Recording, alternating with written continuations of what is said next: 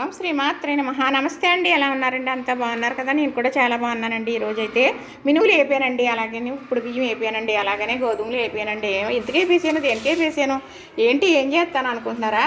ఇవి గోధుమలు అండి, చక్కగా వేయించేసాను కదా. చక్కగా మా వారు మరపట్టించి తీసుకొస్తారండి, మిల్లాడించేస్తామన్నమాట. మరి అయితే గోధుమ చున్నుండలు చేస్తానన్నమాట. మినప చున్నుండల కన్నా చాలా బాగుంటాయండి. మన ఇంట్లో ఒరిజినల్ నెయ్యి ఉంటుంది కదా, చాలా బాగుంటాయండి. ఇలా చేస్తూ ఉంటానన్నమాట. అలానే ఇప్పుడు బియ్యం, బాయిలర్ బియ్యం ఉంటాయి కదండి, అవి కూడా రప్పించాను. చక్కగా 2 కేజీలు అవి కూడా వేయించేసానండి. మరి ఇప్పుడు బియ్యం లడ్డు కూడా చేస్తాను, ఇంతకుముందు కూడా చేసి పెట్టాను. ఎలాగా ఏంటి అనేది ఇవి మరపట్టించి తెచ్చిన తర్వాత, ఈ పిండి తెచ్చిన తర్వాత ఇందులో బెల్లం కలిపే విధానం, నెయ్యి ఉండలు చేసే విధానం కూడా మళ్ళీ తీసి పెడతానండి. అలానే మినువులు కూడా చక్కగా 2 కేజీలు వేయించేసానండి.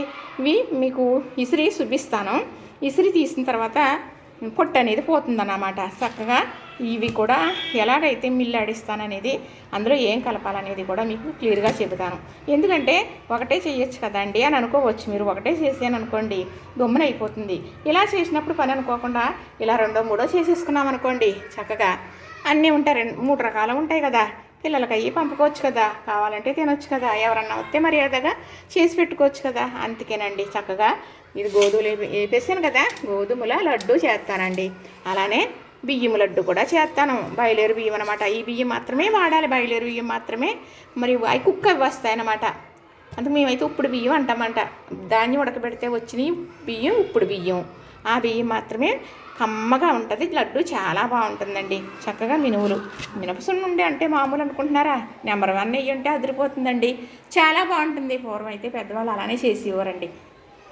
ఎవరన్నా చుట్టాలు అయ్యి వస్తే మరి మర్యాద చెయ్యాలి అంటే రెడీగా ఉంచుకునేవారు. ఏమీ పాడవే కాదండి. ఇప్పుడులాగా పుచ్చులు వచ్చేసి గూళ్ళు వచ్చేసేది కాదు. అప్పుడు మందు పంటలు తక్కువ, శ్రద్ధగా చేసేవారు, శుభ్రంగా చేసేవారు. అయిపోయింది.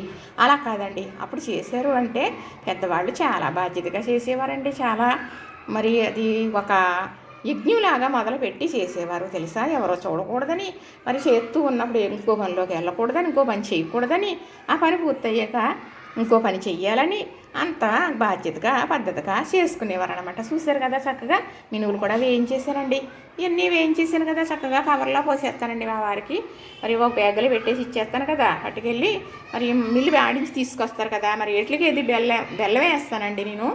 మరి మీకు ఇష్టాన్ని బట్టి ఇందులో కానీ పట్టి బెల్లం పొడవన్నా వేసుకోవచ్చు. పంచదార అయితే వద్దనే చెబుతానండి, పిల్లలకి పెద్దవాళ్ళకి మంచిది కాదు కాబట్టి.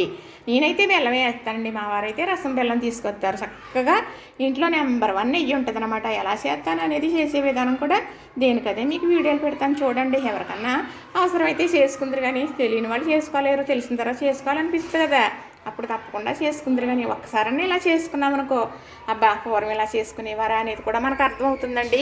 ఈ ఏదో బతుకు అలవాటు అయిపోయండి. అమ్మాళ్ళలో చేసేవారు చూసేదాన్ని, అదే చేసేసుకోవటం అలవాటు అయిపోయిందండి. అలాగే చేసేస్తున్నానండి. మరి నాకు ఓపుకున్నాను అలా చేస్తాను. పిల్లల కోసం చేస్తాను, మా వారి కోసం చేస్తాను.